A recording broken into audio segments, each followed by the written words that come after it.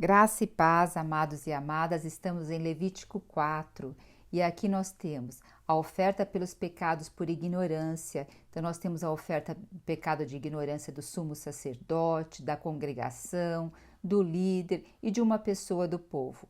Então, desde o capítulo 1 de Levítico, nós estamos falando, está sendo tratado sobre o pecado. Pois nosso Deus é santo e não tem como se relacionar com ele se não houvesse cobertura do pecado do homem, para que Deus estivesse ali no meio do seu povo.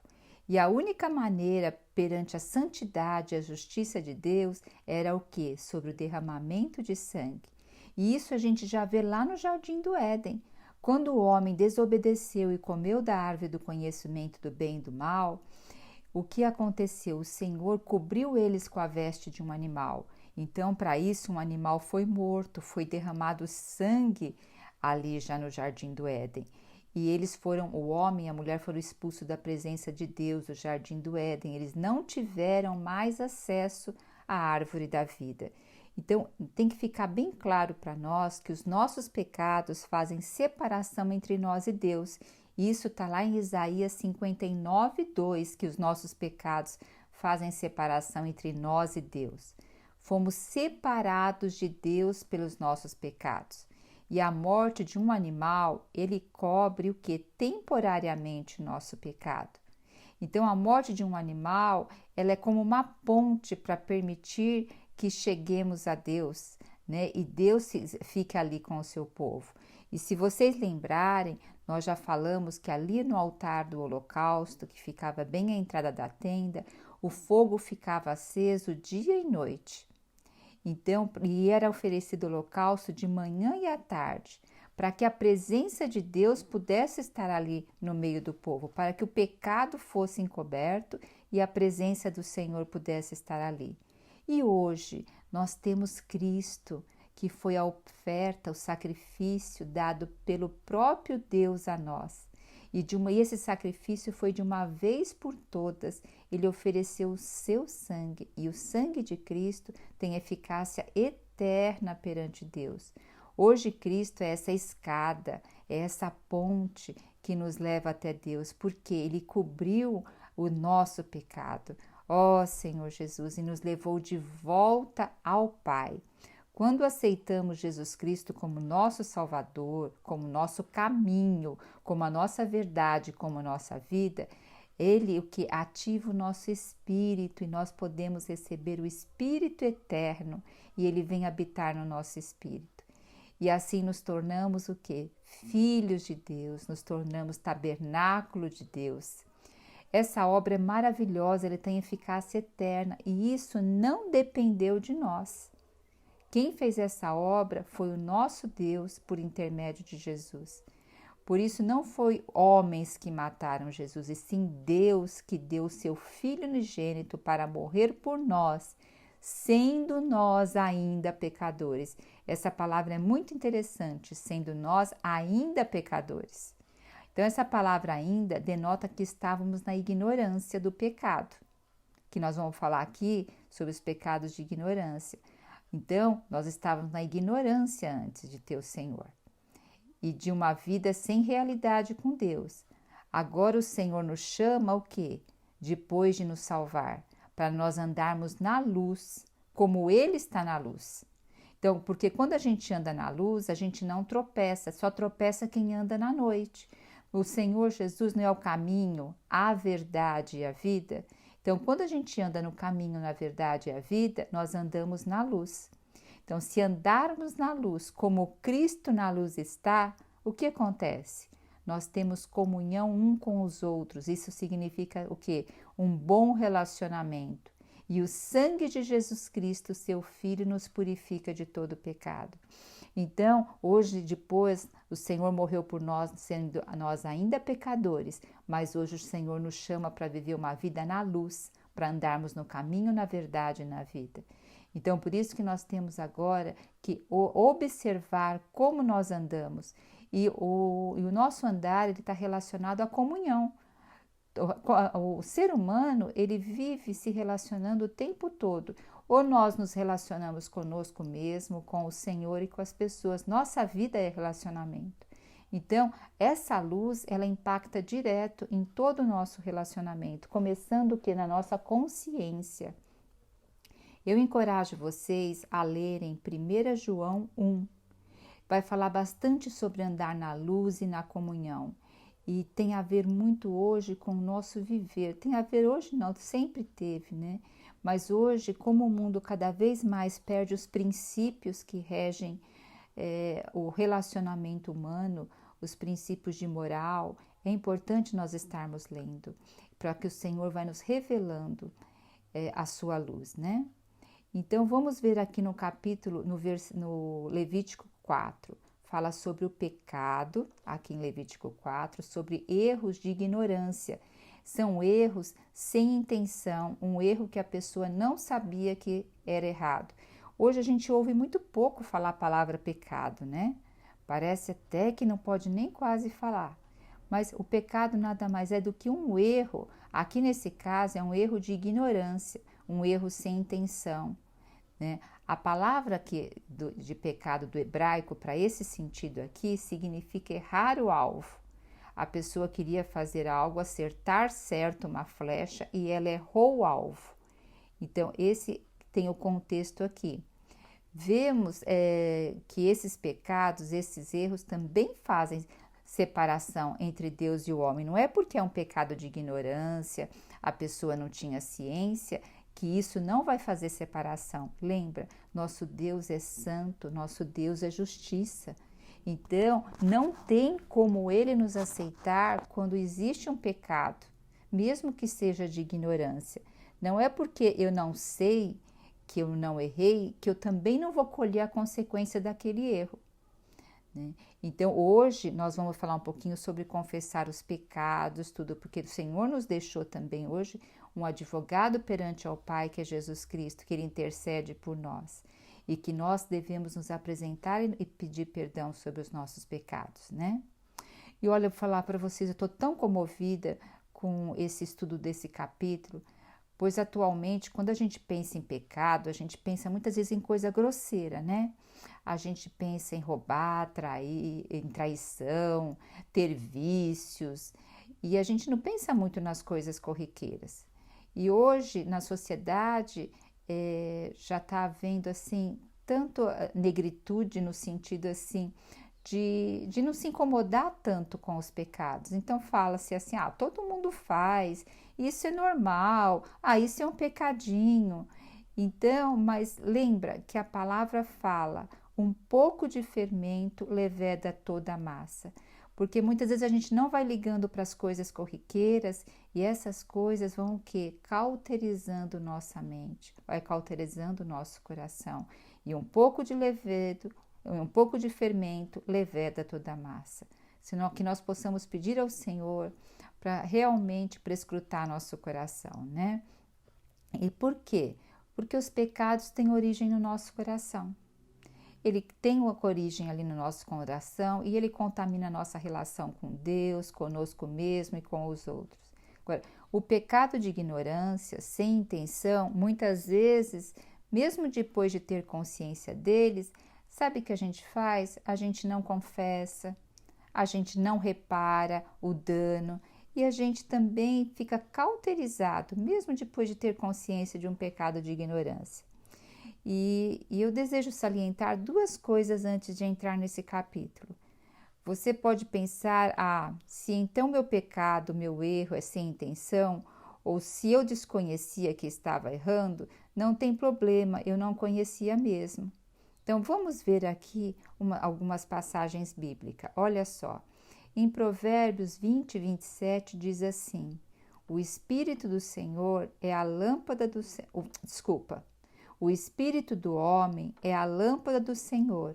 A inteligência e o discernimento humano revelam tudo o que se passa no corpo. Então, o espírito do homem é a lâmpada do Senhor. A inteligência e o discernimento humano revelam tudo o que se passa no corpo. Olha só, começa no coração, mas depois vem para o corpo. Deus nos deu um espírito humano e dentro dele uma consciência. Até uma criança numa certa idade discerne quando ela machucou o coleguinha, quando ela falou alguma coisa para o coleguinha, quanto mais nós. Mas vamos crescendo e achamos normal uma mentirinha, não devolver um objeto emprestado, ficar falando de uma pessoa e não pedir perdão e nem reparar o erro. Assim, nossa consciência, como eu disse, vai cauterizando e vivemos com vários detalhes de erro em nossa vida. E sabe o que acontece? Achamos isso ainda normal. Olha, em Oséias 4:6, olha o que Oséias diz: meu povo foi destruído. Em outras traduções diz: meu povo sofre por falta de conhecimento. Uma vez que vocês rejeitaram o conhecimento, eu também os rejeito como meus sacerdotes. Uma vez que ignoraram a lei de Deus, do teu Deus, eu também esquecerei de teus filhos. Gente, que palavra! Ó Senhor Jesus! E o Senhor também nos fala a Bíblia também nos fala em 2 Timóteo 2,15 para complementar esse versículo. Diz assim: procura apresentar-se a Deus aprovado, como obreiro que não tem de se envergonhar e que maneja bem a palavra da verdade. Evita falatórios profanos que conduzem à impiedade. Então, vou começar esse versículo outra vez. Olha, procura. Procura é algo que você não sabe direito onde está. Então, procure aquele que bate, é aquele que busca, bater e abrir-se-vos-á, buscais e achareis, é aquele que vasculha, é aquele que rumina, apresentar-se aprovado. Aprovado é que se passa por uma prova, é igual um aluno, ele está lá fazendo as provas para poder passar de ano. Se ele não passa de ano, ele tem que repetir e fazer aquele ano outra vez. Então, o Senhor está falando assim: procura apresentar-se aprovado, como obreiro que não tem de se envergonhar e que maneja bem a palavra da verdade. Então, se nós queremos andar na verdade, a palavra é a verdade. E ele ainda fala aqui: mas evita falatórios profanos que conduzem à falta de amor. Em 2 Timóteo, essa parte de 2 Timóteo 2 vai falar bastante sobre isso. Também tenham curiosidade, vão lá ler e constatar na Bíblia. Aí o Senhor vai falando mais profundamente ao teu coração. E eu quero aqui aproveitar esse capítulo e confessar algo a vocês. Eu quero confessar a vocês um erro de ignorância. Quando começamos esse coração, esse projeto juntos de ler a Bíblia sequencialmente, eu me propus todos os dias dar uma explicação sobre o capítulo. Eu não sabia que ia ser tão desafiador. O livro de Gênesis não foi assim tão difícil, porque é de mais conhecimento geral, apesar que tenha muitas profundidades ali que eu não toquei por também não saber, que agora eu percebo que eu passei. Mas agora, entrando no livro de Êxodo, o desafio ficou grande. Eu percebi que eu sabia muito pouco. E também não é minha intenção só falar da história ali de Êxodo, a história da Bíblia, mas é correlacionar o Antigo Testamento com o Novo Testamento, com Cristo, porque tudo é sombra de Cristo, e trazer para a nossa vida prática, para o nosso cotidiano, para trabalhar nosso caráter e para nos levar mais na intimidade com Deus. Eu tenho ganhado muito. O meu coração não é apenas de contar a história, como eu disse, sim extrair vida. E o Senhor tem me dado uma característica de querer que eu adentre de forma a sua palavra mais profunda. Algumas pessoas podem até ouvir e falar: nossa, é mais profundo, mas para mim é raso, para essa pessoa. Mas para mim, que estou lendo a palavra, sem cumprir um rigor de calendário atualmente, então eu tenho buscado extrair essa vida, essa experiência, né? Então eu quero pedir perdão a vocês de não conseguir entregar uma explicação por dia da Bíblia. Não saberia que esse desafio ia ser de tal dimensão, por isso que, lendo a palavra, eu vi que isso é um pecado de ignorância, foi sem intenção, mas ele deve ser confessado. E também eu falo para vocês, como eu já orei ao Senhor sobre isso, que eu quero me aprofundar na palavra dele, conhecê-lo melhor e conhecer ele desde aqui do Velho Testamento, dessa forma sequencial, porque talvez essa seja a minha última oportunidade, pela idade, não que eu esteja assim tão velha, estou entrando na terceira idade, para alguns pode ser muito, mas para mim não é, creio que o Senhor ainda tem muita coisa a se revelar. Mas o que acontece? O Senhor também quer se revelar de outras formas. Então, agora nós estamos lendo a Bíblia sequencial e desejo no futuro me debruçar em assuntos específicos da Bíblia. Veja só, se eu tivesse tempo, eu estudaria esse assunto de pecado por ignorância que nós estamos vendo agora. Nós vamos ver pecado por culpa, pecado intencional, pecado voluntário. Eu me aprofundaria muito nesse assunto, porque muitas das doenças físicas, conflitos emocionais, desordem familiar, muitos fracos e doentes na fé estão inseridos nesses pecados. E eu já tive muito dentro disso. Mas enfim, peço perdão por não entregar mais rápido a explicação sequencialmente da Bíblia. Não sei quantos capítulos eu estarei pondo por semana no grupo, mas buscarei colocar o máximo por semana. Ó Senhor Jesus, e a palavra nos orienta a confessarmos nossos pecados um para os outros para sermos curados. E esse é meu coração, de ser curada a cada dia. E aproveito também esse momento e encorajo vocês a lerem outras porções que cito aqui quando a gente vai lendo.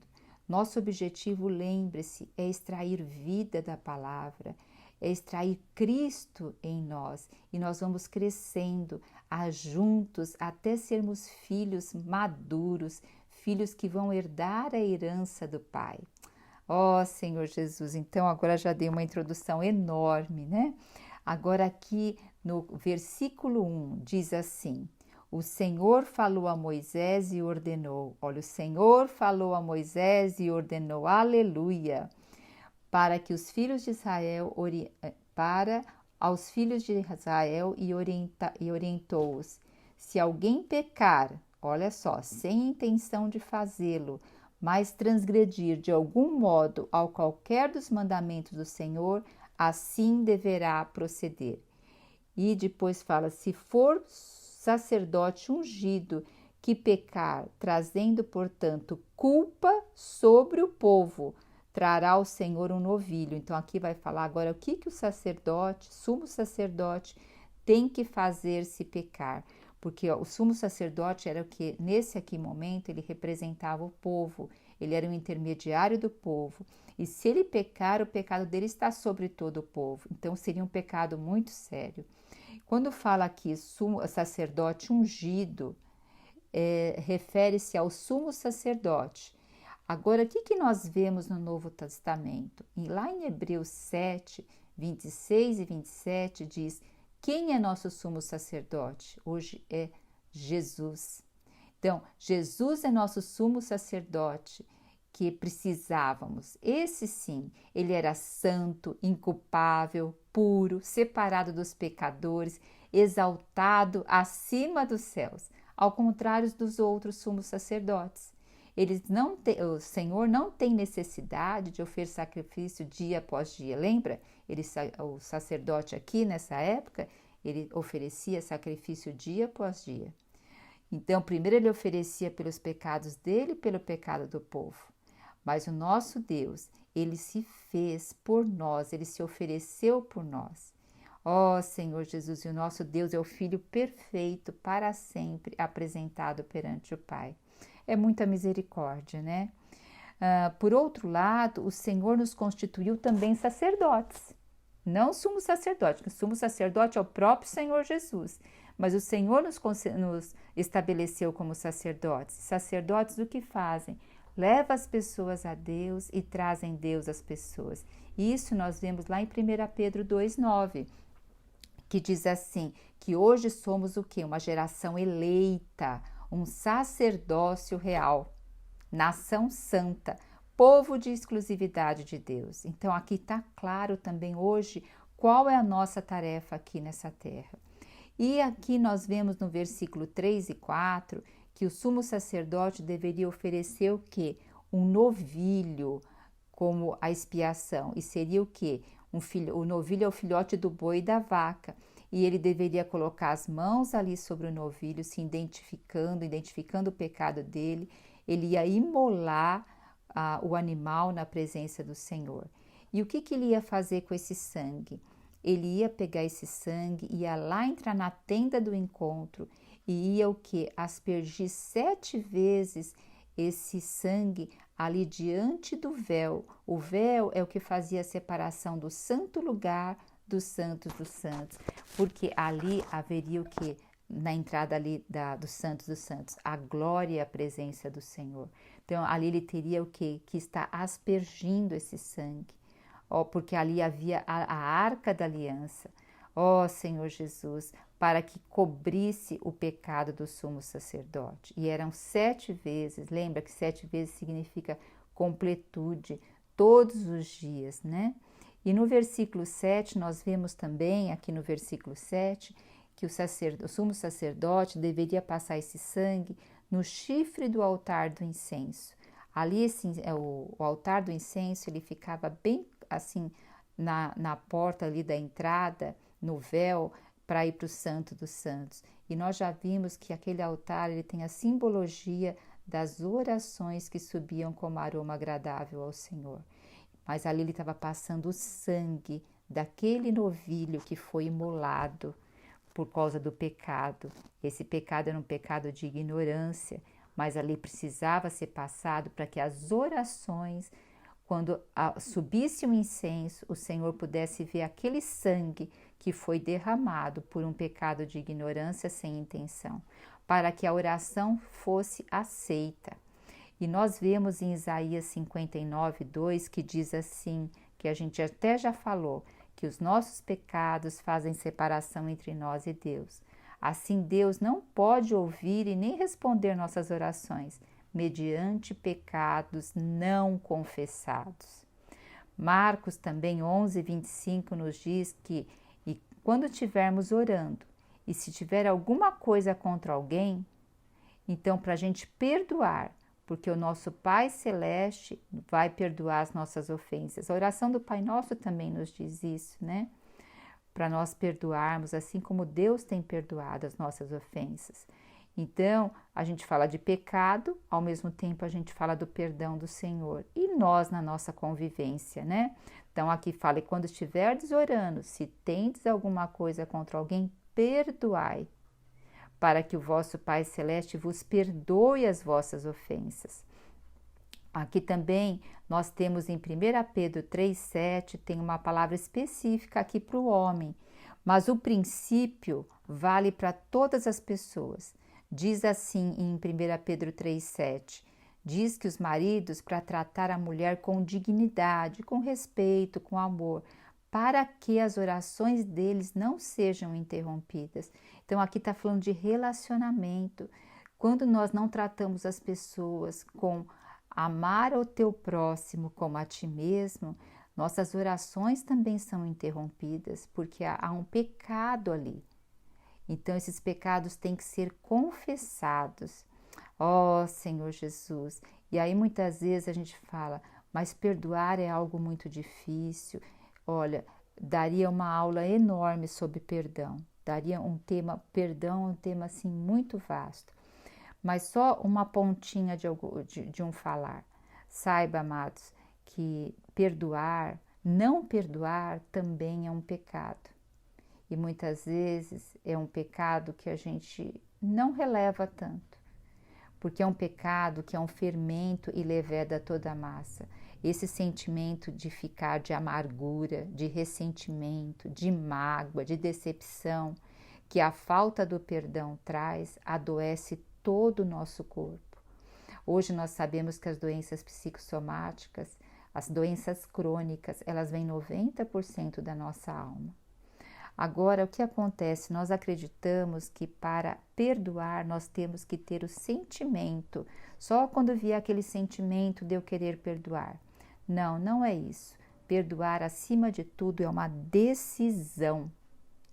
E o sentimento depois, ele vai vindo com a decisão que a gente toma. A decisão de perdoar é uma posição. O sentimento é o processo que ocorre depois dessa decisão. O sentimento ele demora muito mais para acontecer.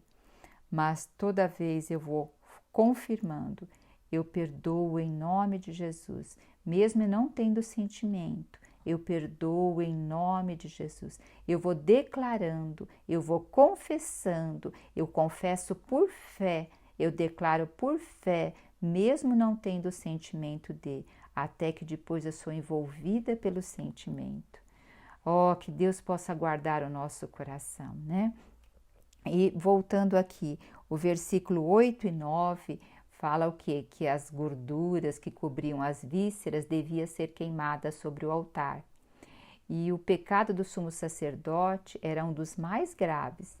E ele tinha o quê? Porque ele representava a nação inteira, né? Então, o que nós vemos aqui também no versículo 12 e 11?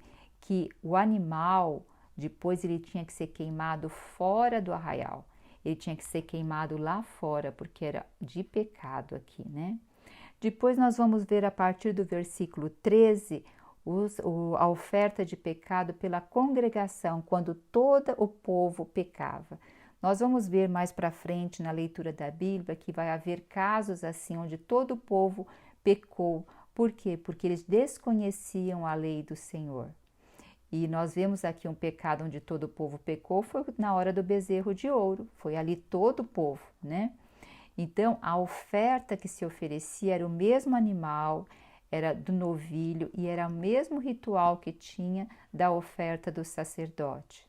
Depois nós vamos ver o sacrifício por um erro de um líder, também esse pecado sem intenção, mas era um pecado que transgredia os mandamentos do Senhor. Todos eles transgrediam os mandamentos do Senhor e a pessoa era considerada culpada.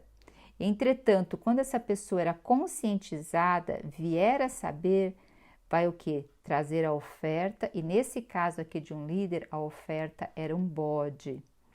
E nós vamos ver o último sacrifício aqui, que era o sacrifício de uma pessoa, do povo, né? Uma pessoa, ela errava, ela fazia algo proibido segundo o mandamento do Senhor. Então, ela era considerada culpada e quando ela se conscientizava, ela tinha que trazer uma cabra ou uma ovelha para ser oferecido.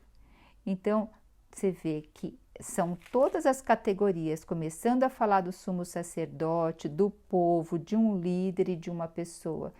Todos estão inseridos aqui e todos que pecaram deveriam que, mesmo sendo um pecado de ignorância, apresentar a sua oferta para cobrir o seu pecado, independente da classe social. Então, pecar, como a gente já falou, é errar. Aqui vemos que é um pecado de ignorância e sem intenção.